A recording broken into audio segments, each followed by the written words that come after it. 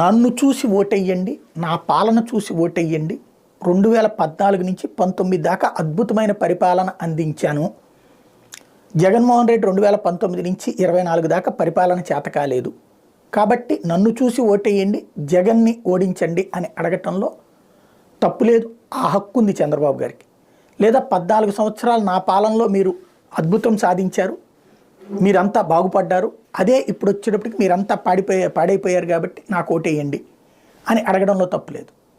కానీ ఆయన తన పాలన చూసి ఓటేయమంటలే. ఇక్కడ ఇద్దరి మధ్యన తేడా ఏంటంటే, జగన్ నా పాలన చూసి ఓటేయండి, నేను చేసిన అభివృద్ధి మీ ఇంటికి అందితేనే ఓటేయండి, నా పాలన నచ్చితేనే ఓటేయండి అని అడుగుతున్నాడు.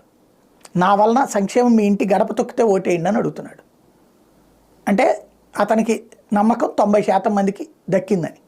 దక్కనటువంటి వాళ్ళు ధనవంతులు, వాళ్ళు ఓటు వేయరని కూడా అతను నమ్ముతున్నాడు.